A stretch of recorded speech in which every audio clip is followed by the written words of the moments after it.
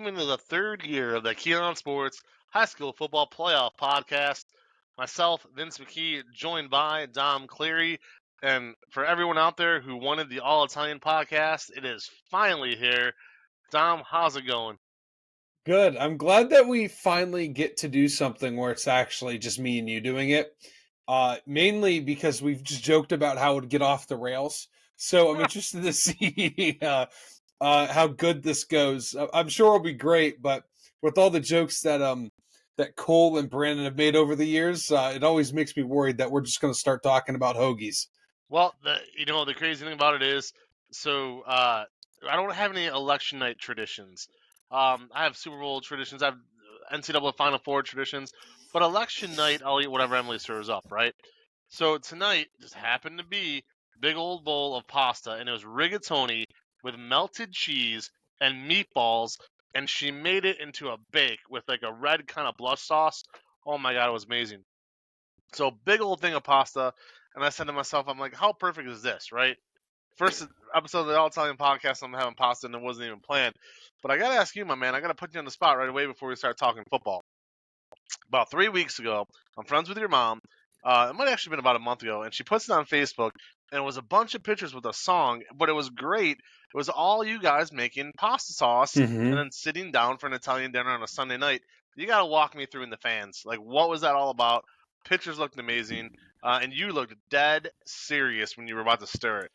Yeah, so you want me to like break the I'm out of focus. You want me to break the process down or like what or like why we do it? Yeah, man, go ahead and do it. Let's hear the whole tradition. So our whole family thing is you're Italian. We love jarring things. And jarring sauce is one of those things that we do. It's our family, it's my mom. My dad's usually there. He wasn't because he was refereeing, so he was coming back from that. He was gone all day. My aunt, my uncle, my cousins, and then we invite a few people over. And so what we do, we start the day essentially cutting, peeling the sauce, putting in buckets, getting all the cucky stuff off, the stuff you don't want to eat. God, I'm trying to remember all of it. Then we start mushing it up. Then you cook it. It goes through a process where it takes all the skin off, all the extra stuff, and it's a machine it goes through. And then we season it, we cook it, we recook it.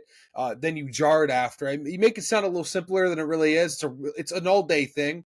And then you have to jar it. You have to like boil the lids, and then you got to put the lid on, and then you got to press it down. It's a whole thing. But Faith was there. You of course Faith.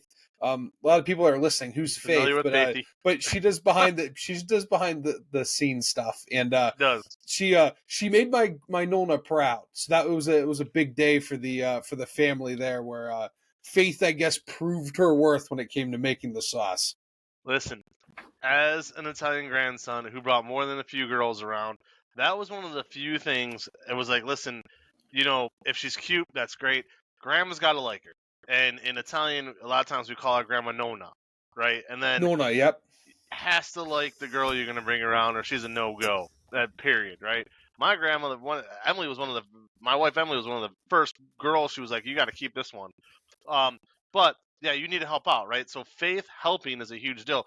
Whether it's setting the table or helping wash the dishes, like you got to do something out there. And I'm telling you, that is the quickest way to an Italian grandmother's heart. Absolutely. I knew Nona was happy when she pulled Faith aside and she said, you guys need to make sure that you keep doing it. For some reason, it's Faith's responsibility to make sure the family keeps doing it years down the line. But that was one of her concerns. Because she's probably the only one universally liked, right? So we are both Italian families. Everybody loves each other, but there's always some sort of beef going on, always some sort of argument. I know my family always has a few going on. So, but when you get that outsider to come in, you know what I mean? It's good stuff. I have to tell you a good story you said about jarring. We want to jar everything. Grandpa, what you looking at? Mac football? No, the college football playoff committee is currently releasing their top 25. I got to see where Pitt is. I was going to say, where is Pitt? Well, they have Clemson and they have one loss, but it was a bad one loss. Ooh, but here's the bad: they have Clemson in Louisville at 23 and 22. I'm trying to see where Pitt SMU end up. If Pitt's not on this list, I don't know what's going on. Oh, they better be. I saw Indiana was 8-0, ranked 8th. Yeah, I they're was like, playing good. I'll tell you what else slipped past me, and you could slap the crap out of me later if you want for not paying attention. I didn't realize Kent State didn't have a win this year. Yeah, they're not going to. Holy cow, Dahmer, what happened? Two quarterbacks. One broke his hip. The other broke his leg. And they're on their third quarterback. They're on their second running back. Pitt's 18. And you can see the Pitt stuff right behind me. I mean, Roll Tide. yeah, they, but they're, yeah, it's a huge culture problem at Kent. Kenny Burns is trying to turn it around, but I really don't know what he can do other than bring in better players. Kenny Burns, the PBS documentary about baseball, he did a hell of a job. I don't know what you're talking about, but Kenny Burns is the coach for Kent. Type in Ken Burns baseball. You weren't even in your dad's. You weren't even swimming around yet. But Ken Burns. You better not edit that out either. You better not edit that out. All right. So Ken Burns baseball was a huge thing in the early 90s. All right. So on to the game. Or my grandpa. My mom's side of the family. And we're 3 minutes in. So my mom's side of the family was poor, but like they loved because my grandpa was a mailman. And yes, I said mailman and not postal worker. So again, I apologize. If you want to, go ahead and stop the show, go ahead. What? All right, you're still here. Good. Okay. So he was a mailman, also known as a postal worker these days, and he had 8 kids. My grandma and he had 8 kids. Just an amazing, amazing culture I grew up in. All my aunts and uncles, all my cousins, there were so many of us. But because of that, he never threw away any jars. And they never had any traditional glasses to drink out of. So if you look and see, like, this is a coffee mug, right? They would use pickle jars and olive jars and old mayonnaise jars where my grandma would, after they were done with whatever the condiment was, they would clean the crap out of it and then use it as a drink, right? Use it as drink out of it. So you said, jar and everything, saving jars, like that's all I ever knew growing up in an Italian family is they would use jars. So good stuff. All right, my man. Are you ready to talk some football with me? I'm always ready to talk football with you. Kind of was the purpose of this show. All right, so it says, hold on, let me look at my notes. All right, open the show with some small talk. I'll check that off. Go. All right, segment 1. You're going behind bait. You're going inside baseball here. Break it down the fourth wall. All right. Now listen, this is a true question, and I love head coach Mike Elder. There's no secret he's been one of the biggest blessings to my career of Avon. I would never pick against him. I try not to make predictions. I just let it go as it sits. All right. Now, you and I both saw Avon play a couple times this year. All right. You saw them defeat Olmsted Falls. You saw them defeat Avon Lake. You know how good they are. You know what they can bring to the table. But you also saw Walsh Jesuit. So I'm going to ask you question number 1 tonight. Assuming they get out of their region. Okay, let's say Avon gets out of the region. Eventually, Walsh, Hoban, and Massillon will all be waiting for him in some form. We'll start with Walsh. What can they do that you saw to beat Avon? Who would be the better team in that scenario? So I think both teams are really similar, where we saw Avon gain 50 yards at a time, right? We also saw Walsh had a 3rd and 55, and they made it a 4th and 2. Yep. And it's just I think they're very similar in how they can make big plays. I think Walsh has the advantage of they have 2 running backs I really like. Now again, Avon has 2 running backs too. They rotate in a lot too. They're so similar. But I think what they have to do is they have 2 wide receivers that are virtually unguardable. Spread the ball out. You got to make it where there's only 2 linebackers in that box, and then just run the ball with the 2 really good running backs that they have. And the running backs are really aggressive, and so is that offensive line.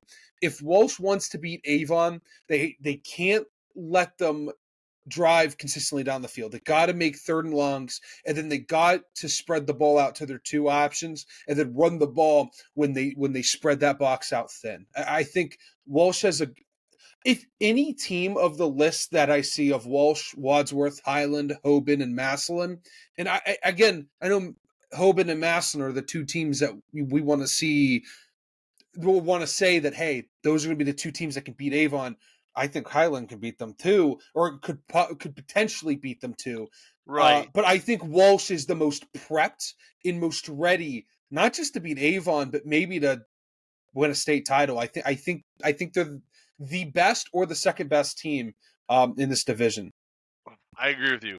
And here's the thing. So you saw Walsh. We both saw Avon a couple times. I've seen Highland, I've seen Hoban, I've seen Maslin all in person, right? I'll break them down right now. Maslin has a phenomenal running game. So Avon's passing game is better than Maslin's passing game. But Maslin's running game is better than Avon's running game. It's just really, really good. They're three deep at that position. The quarterback can run. Maslin does a lot of things right, but that game probably would not happen to either wouldn't be the regional final, it would be the state final four on Black Friday or the state championship. Same thing with Hoban. Hoban, with Trent Hayden coming in midseason for your boy Rock Sandwich over there, Rock Sandage, he's been good, but Feaster, the sophomore running back's phenomenal. And Hoban's best weapon this year is their defense with Tanner Mintz, and they got a kid, Eli Lee. I kid you not, this is a middle linebacker going to Ohio State next year. Eli Lee. If I was to say one kid I've seen all year that I believe will be playing in the NFL in 4 years, it's Eli Lee, and I don't have to think twice about it. And that's no knock on Keller Mountain of Walsh or anybody else, but this kid is the real deal if there ever was one.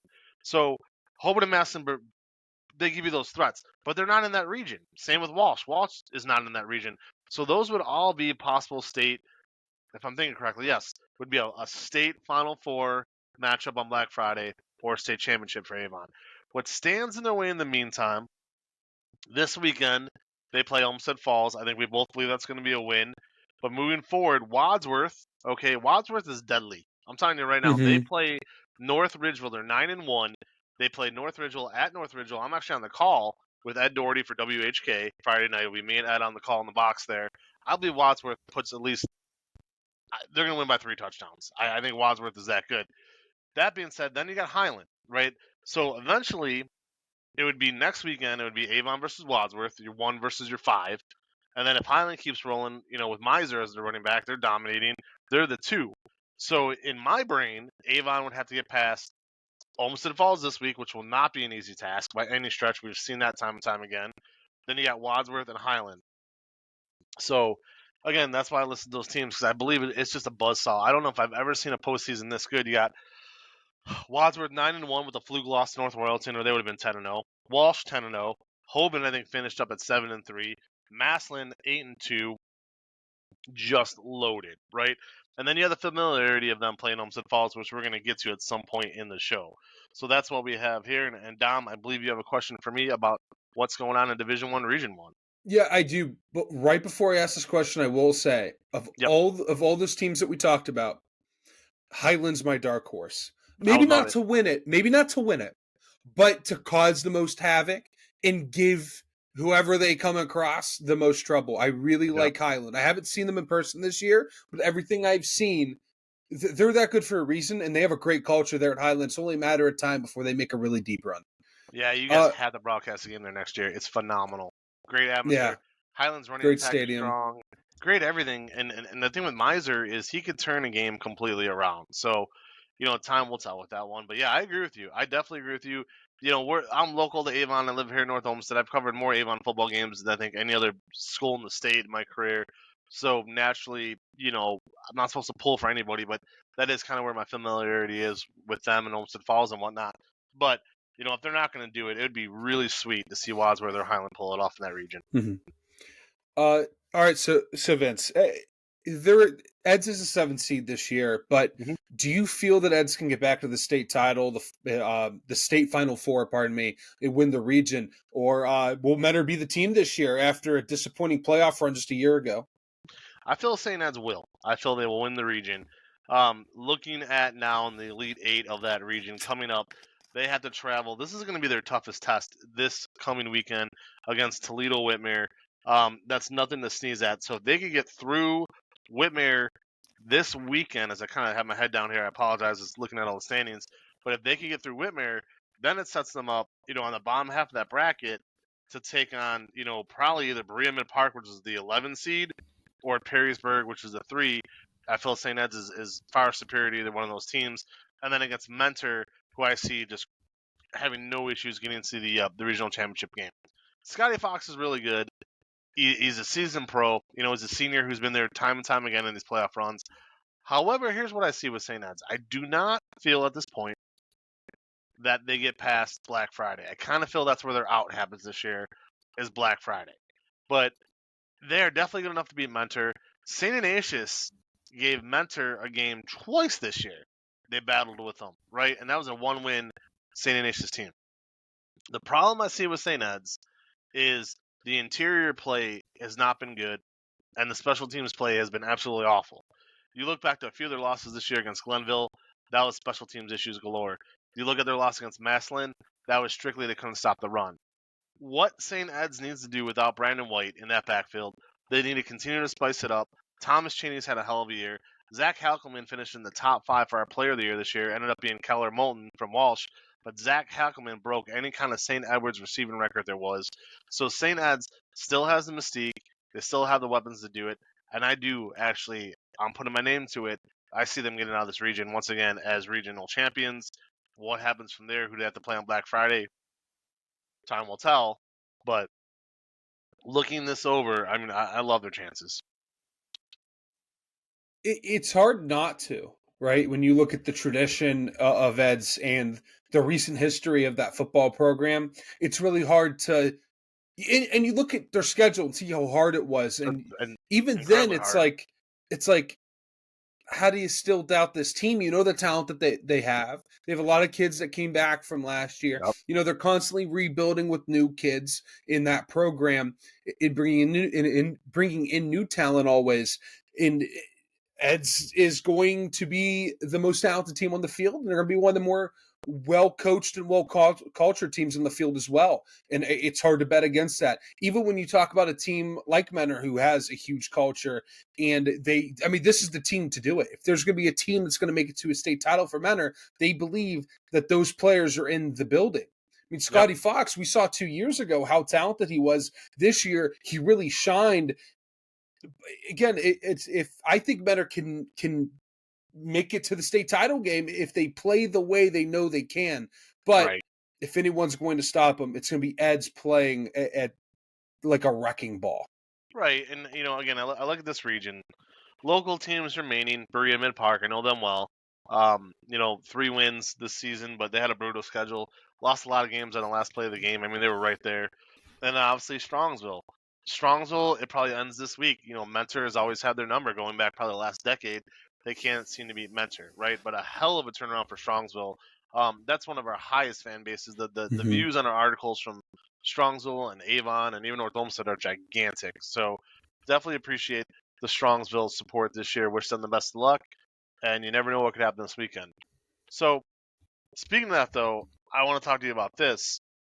We both had together, me on the writing end, you on the broadcasting end, and then me on the broadcasting end a couple times outside of the box where I didn't have to be there as a writer but a broadcaster. We got spoiled with a lot of great talent this year. Dom, in your mind, and I know we're going to get to the All Grit team here in a little bit, but who was the best player you saw all season long, and you can pick an offensive guy and a defensive guy? Have at it. In person. Oh, well, defense. See, I had an offensive guy marked down. Okay, you know what's crazy? I'm afraid people might get mad at me for this. It is hard for me. No, they will. It is hard for me to not. I'm gonna be real with you. My All Grit team is filled with Walsh players. I mean, they're impressive. The best player I saw was Keller Moulton. I mean, that kid's incredible. He rushed for 54 yards on a 3rd and goal. That was 54 yards and almost scored a touchdown on it. I mean, he's amazing. He could throw, he could run, he could buy himself time. He conducts the offense just with his eyes. It's incredible. And then it is hard to not say that Declan Norton is not one of the better players that you see all year as a linebacker. He leads them in tackles, he leads tackles for Walsh. It's hard not to like a player like that can fill in the gaps the way that Norton does, and how physical he is when meeting a running back, and whether it's the A, B, or C hole.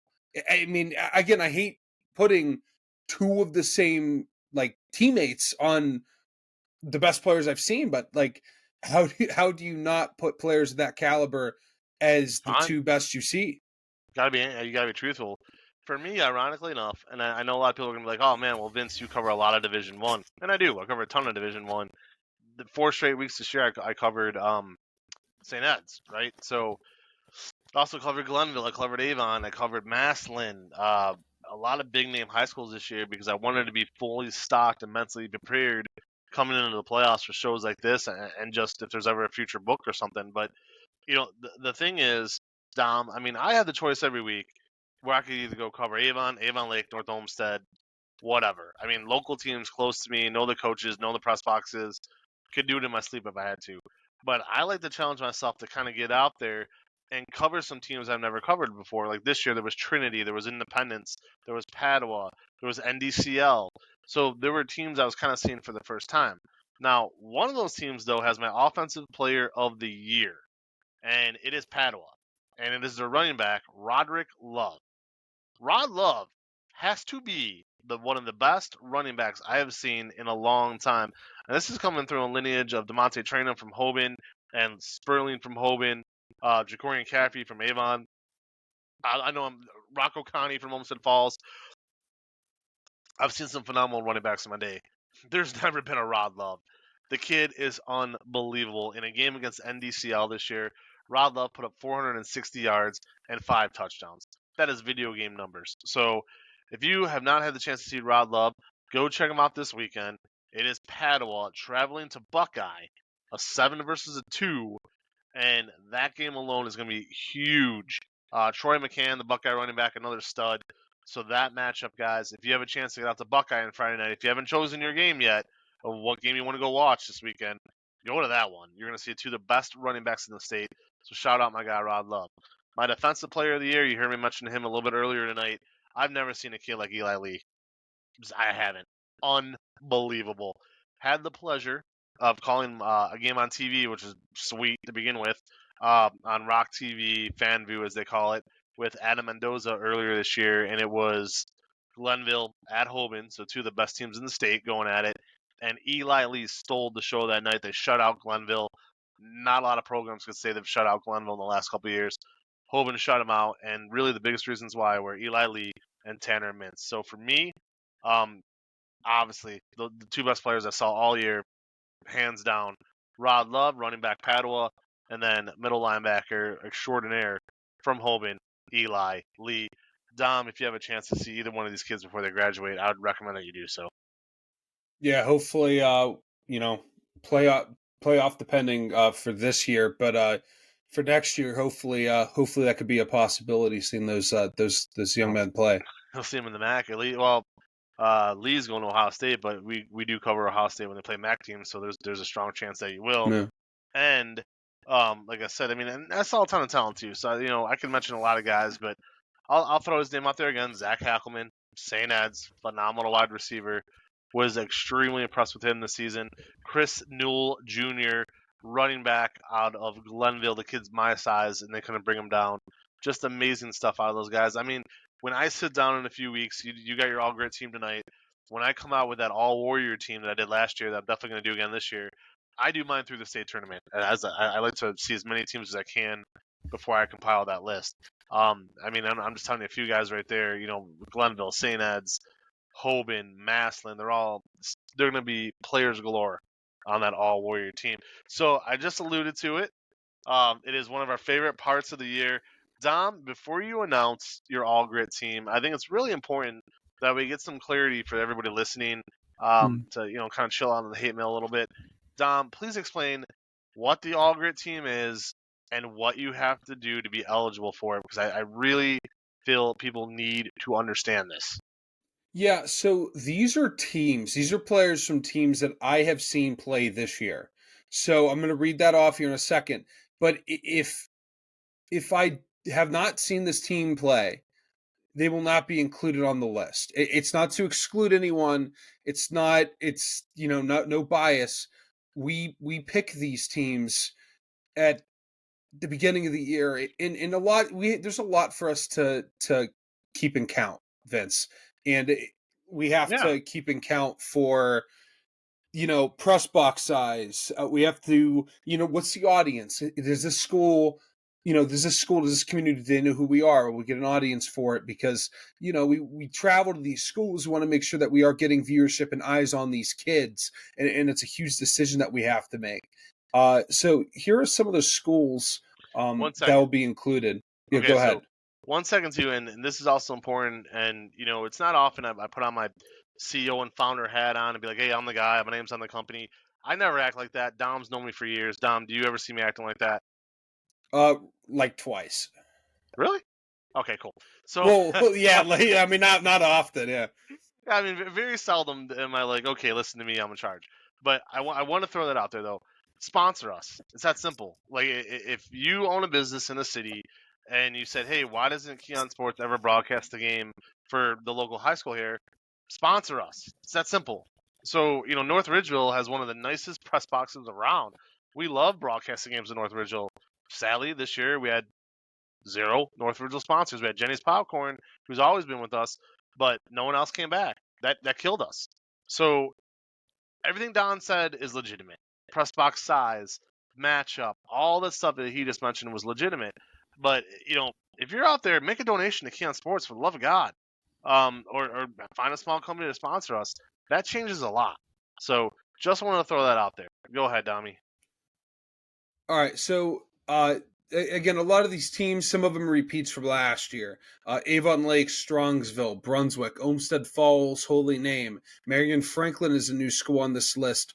Menor, Medina, Normandy, North Olmsted, Avon, Euclid, Cleveland Heights, and Welch Jesuit. And just because they're on this list doesn't mean that there's going to be a player on the team, and that's just the reality. There's just some players or some teams that just had more players than others, and that's just how the list. I mean, it's hard. Of all the film that I have to watch. So, Vince, should I get reading Let's hear all it, the man. players? I'm ready. Screw the elections Before, of the presidents. Let's have this instead. yeah, this is more important. I would say that in No the hanging college football chads play. yeah. Yeah, then the college football playoffs, I think, is more important too. I'll say. So there is a offensive captain and a defensive captain. Those players will be our offense and defensive all grit players of the year. But we'll start at quarterback. Our quarterbacks is Jimmy Rosel, is a senior from Olmsted Falls. Tough, gritty kid looking to play D3, D2. Got to talk to his dad, some of his family, and just they talk so highly of him and all the work that he puts in. And it was awesome to see him play the past 3 years as a starter. We talked about him earlier, Keller Moten, Welch Jesuit. Again, when we see him play once, I think that's as much as you have to see him play. I mean, he's really, really flipping good. He's a fullback. He plays running back. He does everything. Owen Singleton, Olmsted Falls. He is just a junior, believe it or not. He is phenomenal. Again, I've had so many people for this next player, this running back I'm about to talk about. I've had so many people reach out to me saying, "Hey, you got to include this kid on your list," and that's Xavier Rodriguez, Holy Name Junior. Really Yep. tough. We saw him have an all-time performance against Marion Franklin. I think he had 4 or 5 touchdowns. I don't remember the number off the top of my head. 5 touchdowns, all-time performance. He's just a junior. That kid is phenomenal. I hear he's a great hard worker. Had an injury he was battling with at the end of the year. Matthew Chalkwad. Yeah, Matthew Chalkwater is our other running back, had a phenomenal performance. Probably the best name in football. Me and Brandon thought that like you could hear like the NFL film soundtrack behind his name. He sounds like a linebacker from the Raiders in 1982. But he whistling in the air like a Oakland fall. North Olmsted Senior. His uncle, played basketball for my brother. His late uncle, great kid. Oh, Unfortunately, really? passed away a few years ago. Yeah, Sean Chalkwater was on the St. Brendan's basketball team way back when my brother Don was the coach. So going back a few years with the Chalkwaters, we've known them a long time. Great group of people. What would have been his niece is actually my daughter Madeline's age, and they went to preschool and kindergarten together. So great family. The Chalkwaters. Chalkwater. Wide receiver from Avon, senior Cole Kepner, phenomenal athlete. Just search up his film. That's all I have to say. Incredible, great hands, high points to the ball, phenomenal. Cooper Neal, senior, He's our offensive grit player of the year. He's Brunswick, played running back. right? Yes. Yeah. He's played running back. He's played wide receiver. He does everything you need him to do and more. He is a phenomenal player. It was awesome watching him play. Hopefully, he gets to play at the next level. But again, you can watch our games last year we covered of him.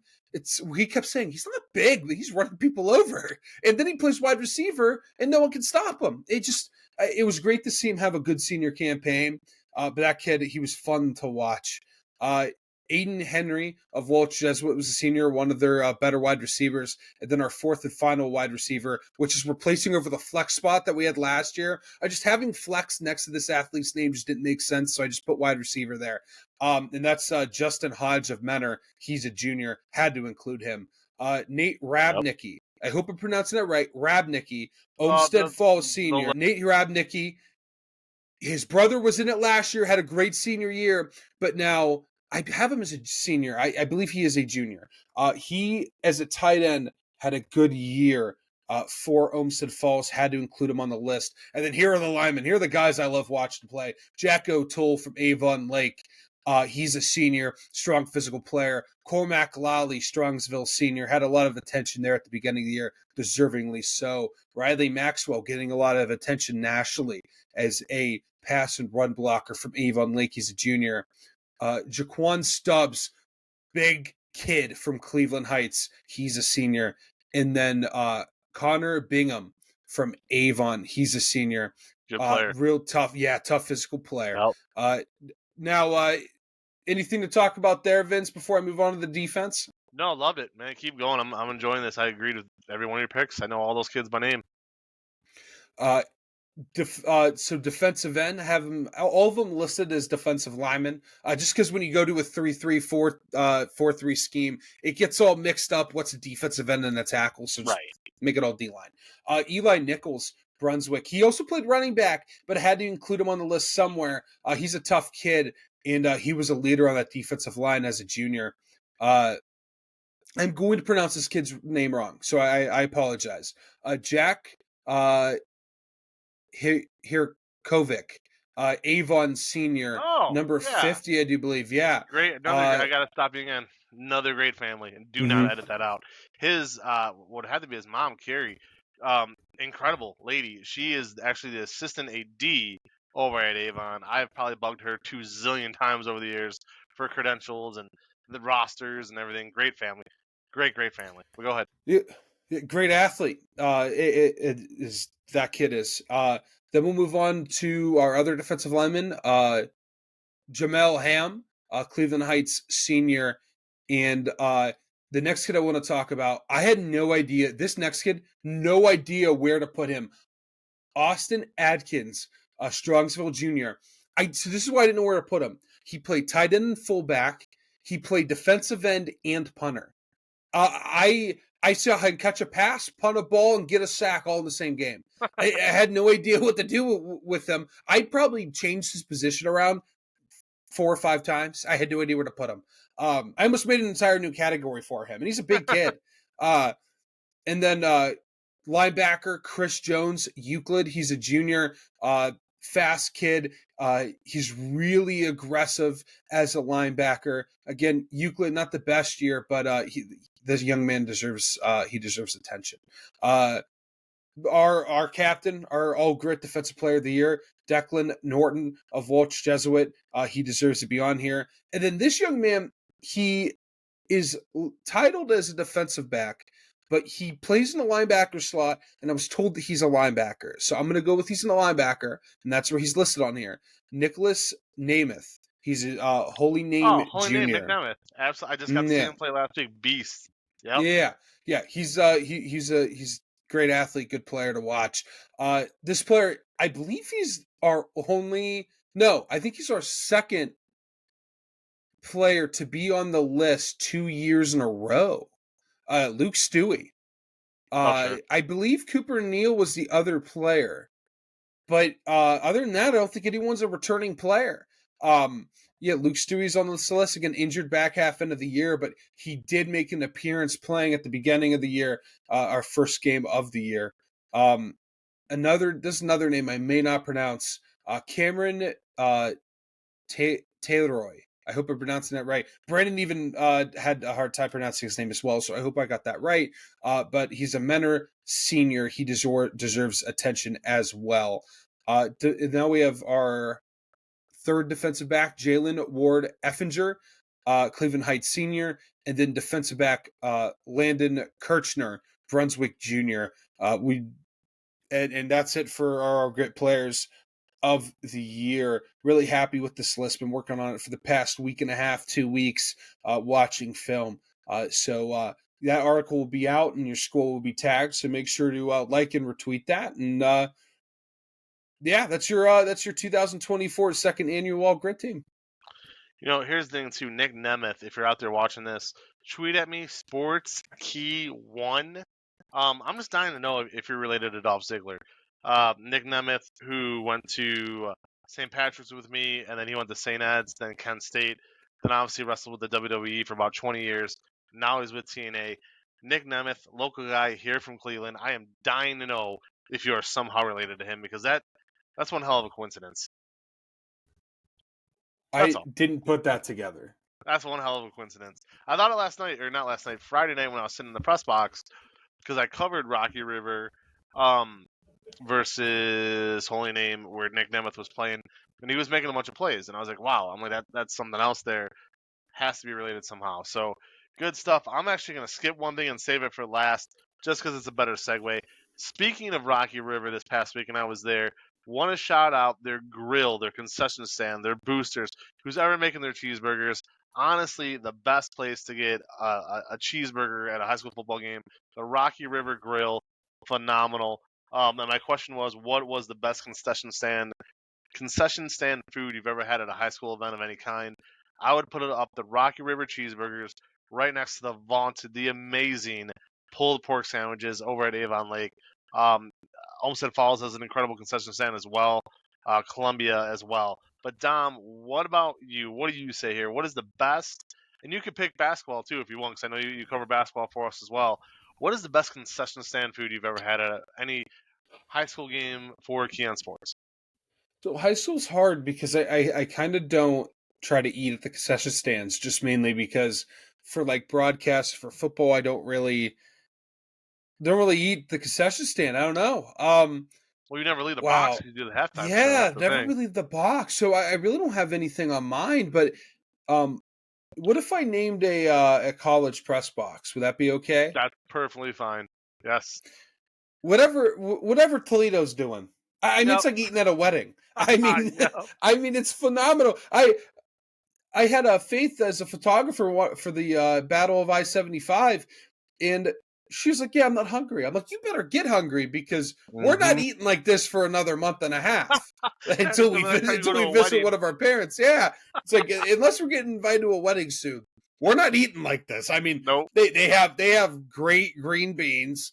They have. I mean, I'm going to say this. The pasta's not the best thing they do. Oh. But the chicken is great. Yeah. They had a chicken parmesan that was pretty uneatable. But for the most part, it's pretty good. They did a pretty good job. Toledo, for me going to colleges, was number one, and they got replaced when I covered the Akron and Ohio State game this past year at the Horseshoe. Ohio State was a little bit better at food, but both places you're gonna eat like a king, no doubt about it. Notre Dame's up there too. Like you go there and they only have hot dogs and chips. You're like, what the heck is going on? And then halftime rolls out.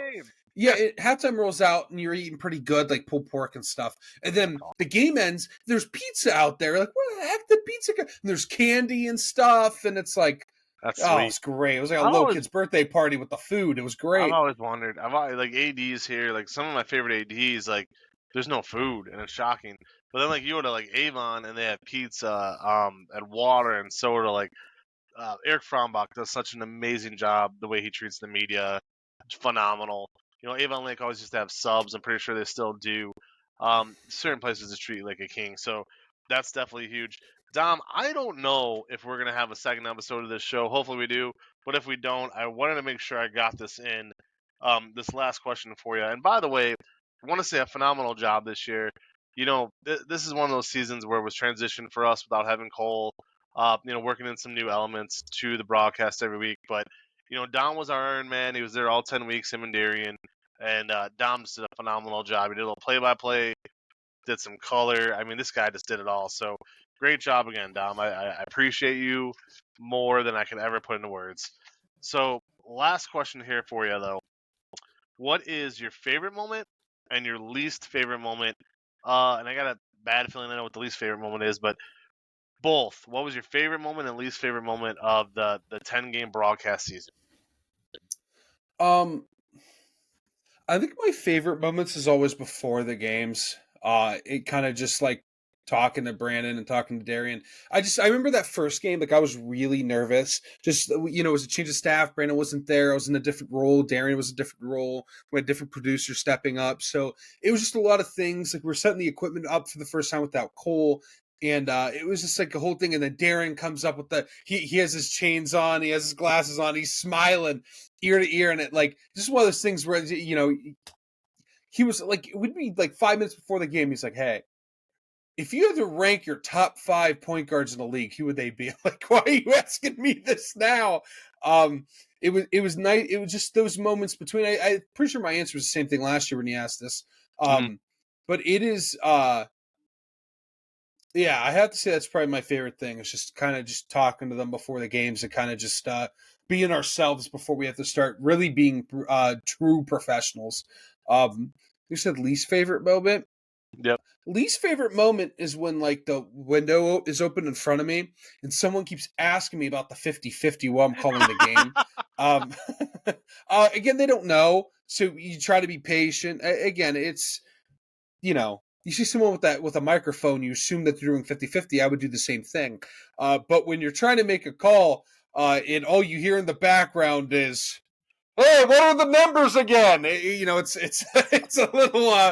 it's a little hard to gather yourself and continue doing the jobs. That's probably my least favorite. Nothing crazy really. So for me, they're actually kind of all emotional. So I'm gonna try to get through this the best I can. I will start with my least favorite moments, and they both came on opening night. So opening night for me, and I don't know what it is about opening night, but something always goes wrong. You can just freaking count on it. But opening night this year went pretty smooth until the game was over. I was covering North Ridgeville at North Olmsted, and North Olmsted had a really bad start to the season. We've covered it. And North Ridgeville was really good at the start of the season. So it was a blowout. It was a running clock. Kind of what I expected, not the end of the world.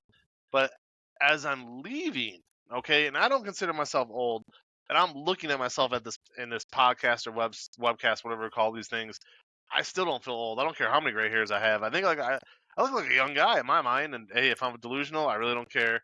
But I don't look at myself as an old man. So, anyways, I got my book bag around me, my Keon Sports shirt, and for you out there who know me well enough, I have 2 daughters, Madeline and Maggie, and I teach them to be very respectful. They're very respectful towards Dom. They're very respectful towards Cole and Brandon. People come over here, they treat them with respect, and I've raised them to be proper little girls.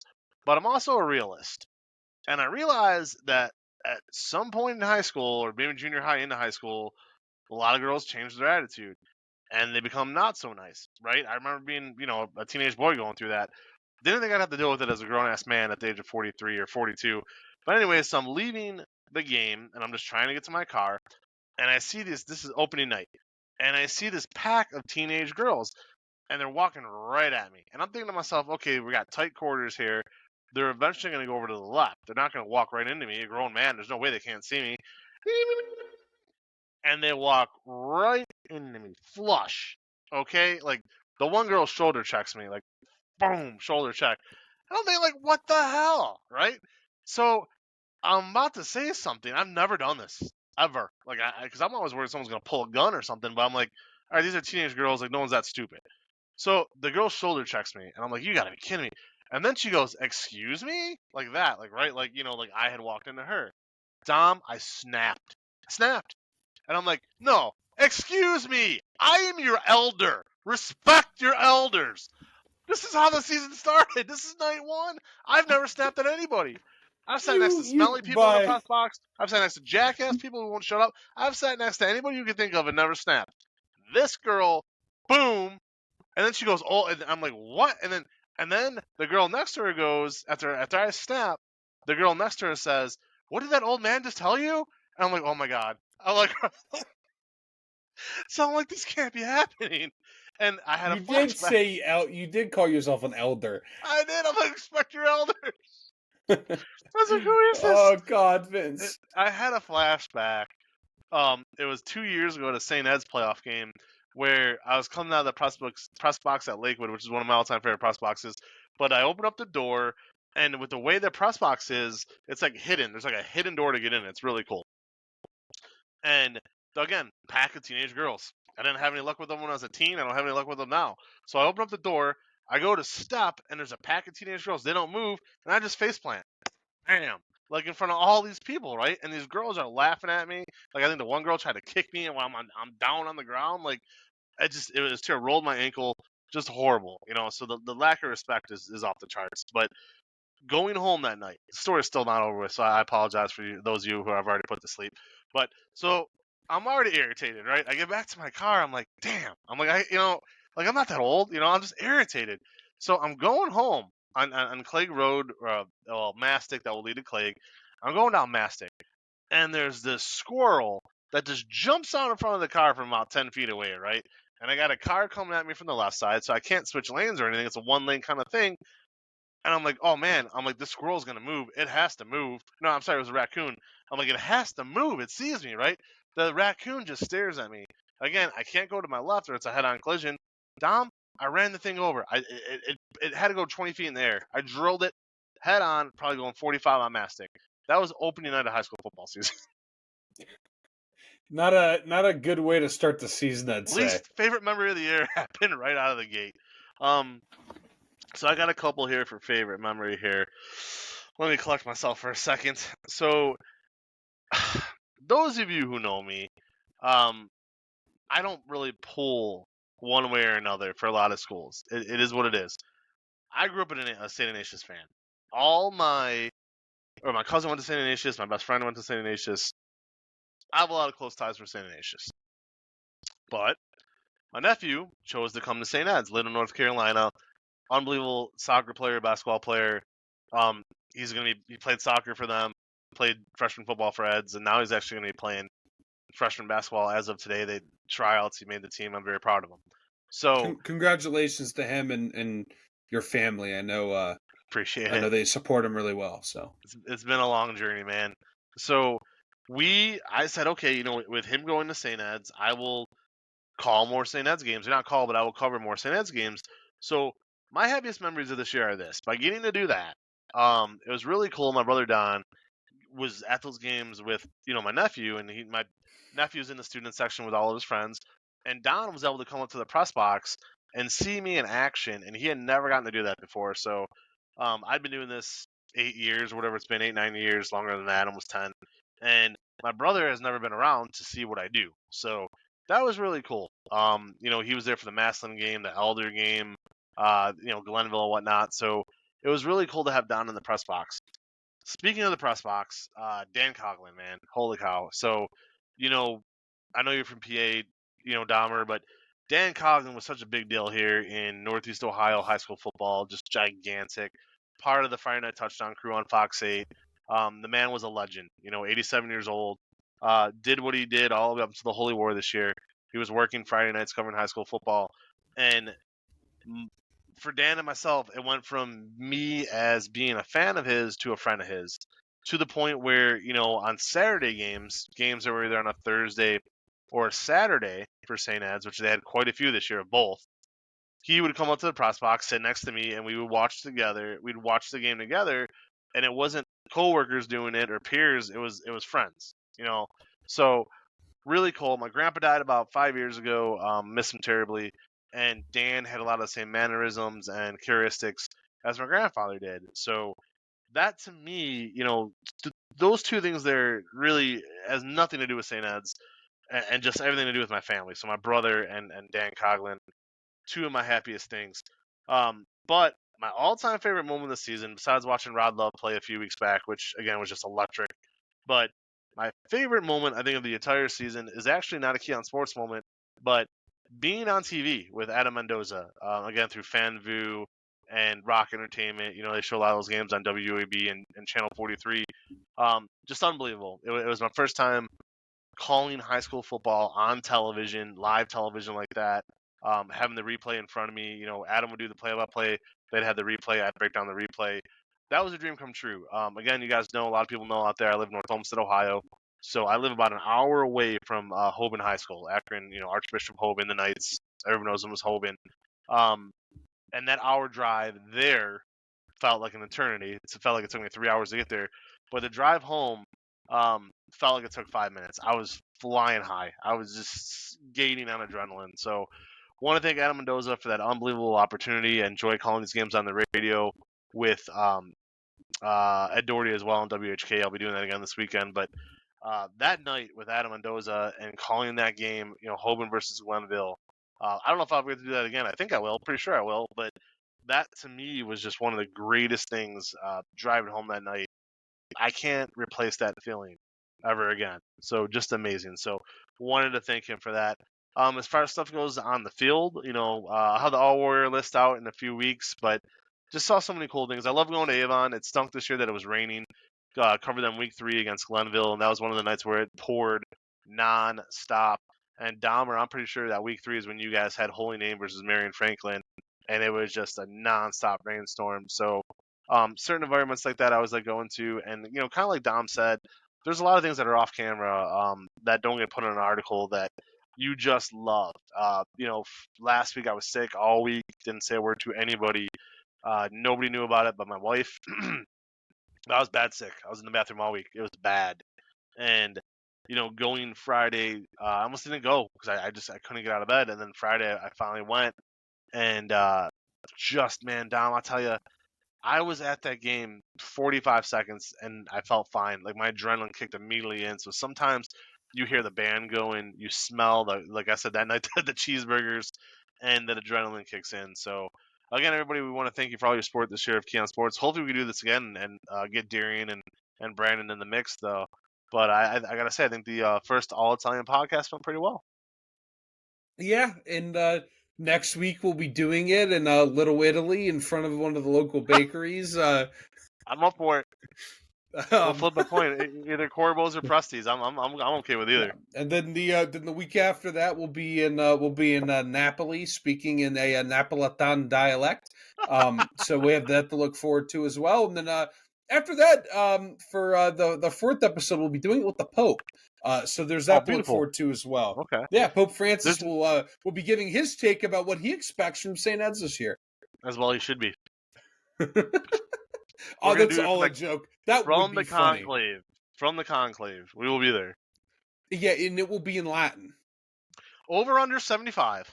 How many rosaries does your mother and grandmother have combined?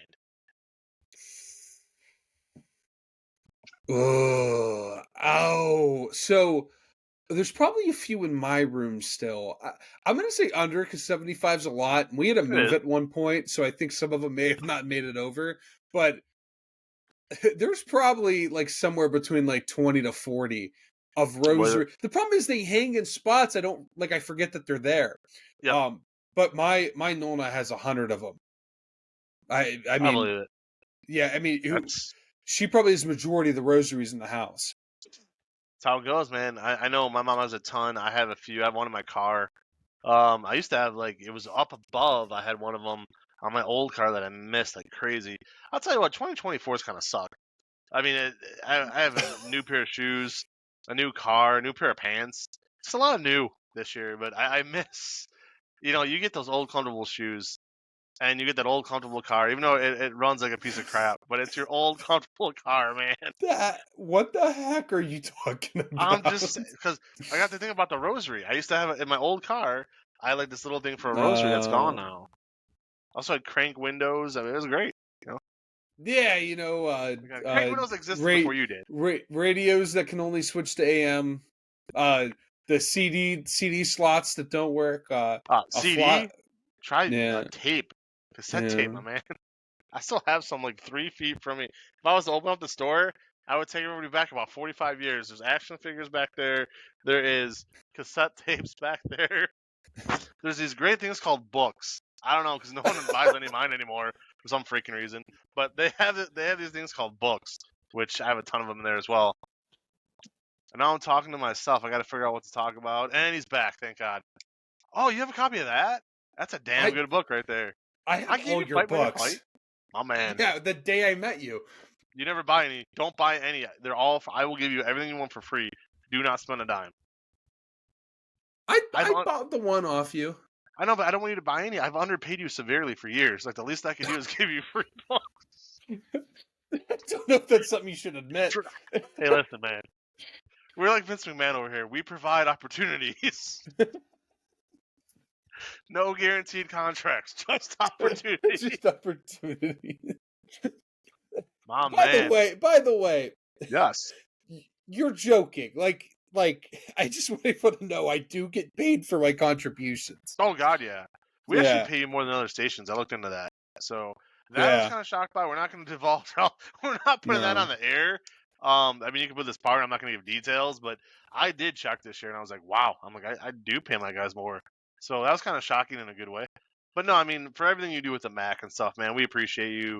Like I said, more than you'll ever know. You know what I mean? We just we love our fans, and the only thing we love more than fans is sponsors. So you know, pony up. We got some. I think we should wrap it up because we're 56 minutes in. 7 to 10 minutes. Who did I just do this with? Oh, Glacier. So if you ever go back and watch old school WCW from like 97 through 2000, Glacier was one of their top performers, big name gimmicks. I just had him on my own personal podcast last week, and I said, could you give me 7 to 10? And the guy gave me like 58 minutes flat. So it happens. Yeah, it does happen. But yeah, hey, Dahmer, everybody out there listening, thank you. The All Grit team, you'll be able to listen to this podcast, listen to your name get called, and also look out for that article that Dom will put out. And Dom is a genius with hyperlinking, so he will hyperlink this, what you're watching, into that article. So not only can you read your name, but you could hear it. Sound good? That sounds good to me. Yeah. All right. What's Ohio State? 3? Are we 3? Buckeyes 3 on No, they're 4. They can't be any higher. They can't be any higher because they're not the conference winner. They're not the Oregon. Projected conference winner. Yeah. So it goes 1 through 4 is in no specific order: ACC, Big 10, Big 12, SEC, and then after that, it's the next from 5 to 11. It's the next best teams that they believe, and then number 12 is the highest ranked group of 5 team. So that's Boise State, who is also a conference winner. So if they keep playing well, they actually might boost them. Beautiful. All right, fans, we appreciate you. Again, email me, vince.mckee@keonsports.com. Tweet at the show, SportsKey1. And we had a blast again tonight. Dom, any final comments before we take her on home? No, we have a lot of articles coming out this Friday. I will not be writing this week. I will be announcing in Pennsylvania. So I'll be doing that, but make sure to follow everything that goes on here at Keon Sports. We're gonna have Mac stuff tonight. We have a writer currently at Ball State doing his thing, incredible intern. And we have just a lot of content coming forward, so make sure to follow through because this is when this website shines, especially when we get to high school, the high school state championship. I'm not sure exactly who's all going to be there for this year at the states. I know you're usually there, and Tony is.